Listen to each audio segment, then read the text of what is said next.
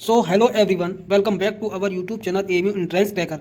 आज की वीडियो में हम बात करने वाले हैं AMU class 11 science diploma engineering arts and commerce aspirants के लिए, जो इस बार एएमयू का class 11 diploma engineering science stream, arts stream, commerce stream, किसी भी स्ट्रीम के लिए आप 11वीं क्लास से अप्लाई किया है। तो आज हम वीडियो में बात करेंगे सब्जेक्ट और सब्जेक्ट वाइज, चैप्टर वाइज जो क्वेश्चन का क्या डिस्ट्रीब्यूशन रहता है। सबसे पहले बात की जाएगी साइंस स्ट्रीम के लिए। तो साइंस स्ट्रीम के लिए जैसे कि आपको पता है कि टोटल 100 मार्क्स का एमसीक्यू क्वेश्चन पेपर आता है, और इसमें सब्जेक्ट को किस तरीके से डिस्ट्रीब्यूट किया गया है कि पर सब्जेक्ट कितने क्वेश्चन देखने को मिलेंगे। तो ओवरऑल यहाँ साइंस स्ट्रीम की अगर बात करें तो साइंस स्ट्रीम में आपको 100 क्वेश्चन का एमसीक्यू पेपर देखने को मिलता है, जिसमें आपको मैथमेटिक्स से 30 क्वेश्चन देखने को मिलेंगे, साइंस से आपको 50 क्वेश्चन देखने को मिलेंगे। और वहीं साइंस के अंदर अगर फिजिक्स की बात की जाए तो फिजिक्स में 17 क्वेश्चन, केमिस्ट्री में 16 और बायोलॉजी में 17 क्वेश्चन। ये वैरी भी करता है किसी सब्जेक्ट में, जैसे केमिस्ट्री में 17 भी हो सकते हैं, फिजिक्स में 16 भी हो सकते हैं, ऊपर नीचे 1-2 क्वेश्चन होते रहते हैं। ठीक है, इंडो इस्लामिक में 10 क्वेश्चन देखने को मिलेंगे, जीके और जीएस में आपको 10 क्वेश्चन देखने को मिलेंगे।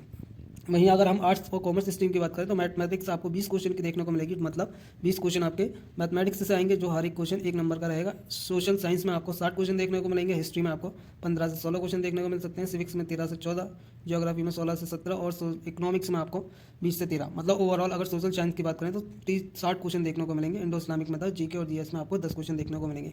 तो ओवरऑल आपको पैटर्न समझ में आ गया होगा क्वेश्चन पेपर का क्या रहता है। तो यहाँ 100 क्वेश्चन पूछे जाएंगे, चाहे साइंस स्ट्रीम हो या कॉमर्स स्ट्रीम हो। उसमें आपको 100 क्वेश्चन में भी सब्जेक्ट का डिस्ट्रीब्यूशन दे रखा है कि किस सब्जेक्ट से कितने क्वेश्चन आएंगे। ठीक है, तो इस क्वेश्चन पेपर में आपकी नेगेटिव मार्किंग भी रहेगी, जो कि आपकी 0.25 की है। जैसे कि अगर आप 4 सवाल गलत कर देते हैं तो आपका 1 नंबर कट जाएगा, काट लिया जाएगा। ठीक है, तो आपको बहुत ध्यान से इस क्वेश्चन पेपर को अटेम्प्ट करना है, क्योंकि इसमें नेगेटिव मार्किंग भी है।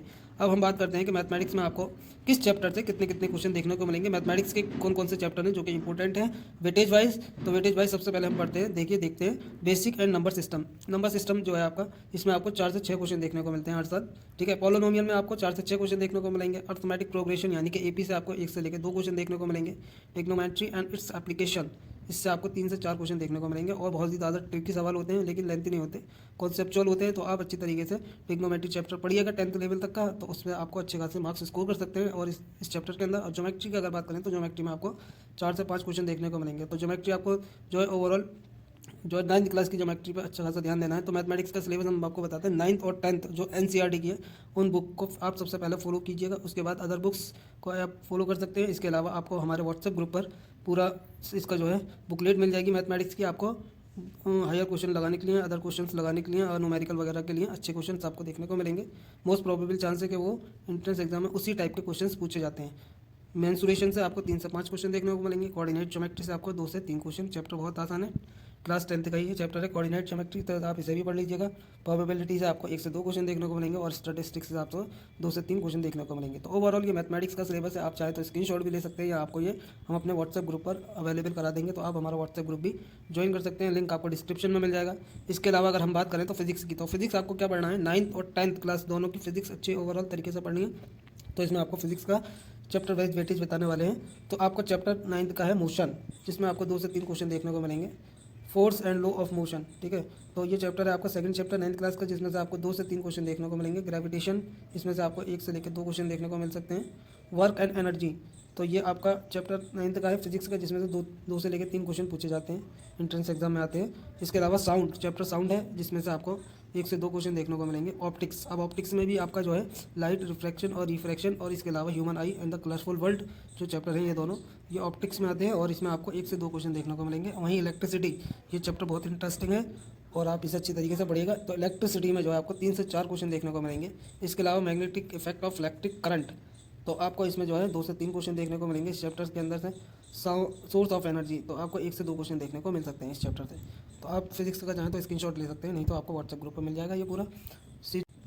अब अगर केमिस्ट्री की बात करें तो केमिस्ट्री में जो है आपका सबसे पहला चैप्टर आ जाता है क्लास 9th का, मैटर इन आवर सराउंडिंग। तो ये चैप्टर जो है मैटर इन आवर सराउंडिंग, आपको मैक्सिमम 1 क्वेश्चन देखने को मिला है, मिनिमम कुछ भी नहीं। तो अगला chapter is matter around is pure, तो आपको 2 से 3 क्वेश्चन देखने को मिलेंगे।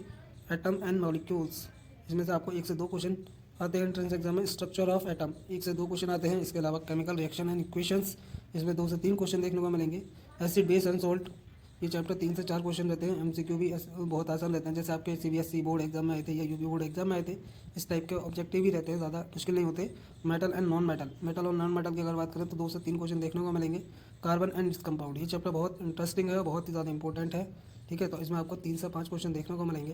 पीरियोडिक क्लासिफिकेशन, इसमें आपको 1 से 2 क्वेश्चन देखने को मिलेंगे। हालांकि ये सीबीएसई से इस बार डिलीटेड चैप्टर था, कंटिन्यू 3 साल से डिलीटेड है।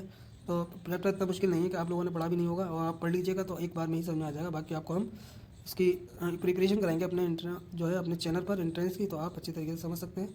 अगर वही बायोलॉजी की अगर बात करें तो बायोलॉजी में आपको the fundamental unit of life, इससे 1 से लेकर 2 क्वेश्चन आते हैं। टिश्यू में मैक्सिमम 1 क्वेश्चन, मिनिमम कुछ भी नहीं आता। डाइवर्सिटी इन लिविंग ऑर्गेनिज्म, इसमें आपको 3 से 4 क्वेश्चन देखने को मिलेंगे। वेटेज के हिसाब से ये बहुत इंपॉर्टेंट चैप्टर है। Why do we fall ill, तो मैक्सिमम 1 क्वेश्चन देखने को मिलेगा। लाइफ प्रोसेस से 1 से 2 क्वेश्चन देखने को मिलेंगे। कंट्रोल एंड कोऑर्डिनेशन के हिसाब से 1 से 2 क्वेश्चन आते हैं आपके एंट्रेंस एग्जाम में। हाउ डू ऑर्गेनिज्म रिप्रोड्यूस, तो इससे वेटेज के हिसाब से बहुत इंपॉर्टेंट चैप्टर है ये। 2 से 5 क्वेश्चन आपको देखने को मिलते हैं एंट्रेंस एग्जाम में। हेरिडिटी एंड एवोल्यूशन, तो हेरिडिटी और एवोल्यूशन चैप्टर से आपको 1 से 2 क्वेश्चन देखने को मिलेंगे। आवर एनवायरनमेंट, इससे भी आपको 1 से 2 क्वेश्चन देखने को मिलेंगे। नेचुरल रिसोर्सेज एंड मैनेजमेंट, इससे आपको 2 से 5 क्वेश्चन देखने को मिलेंगे। तो ओवरऑल ये था chapter wise distribution of questions, MCQ में किस टाइप के क्वेश्चंस आते हैं। और आपको बहुत सारे जो है क्वेश्चंस पेपर हमारे यूट्यूब चैनल पर भी मिल जाएंगे, तो आप देख लीजिएगा। और इसमें आपको अच्छी तरीके से ध्यान रखना है कि नेगेटिव मार्किंग जो है 0.25 नंबर्स की है।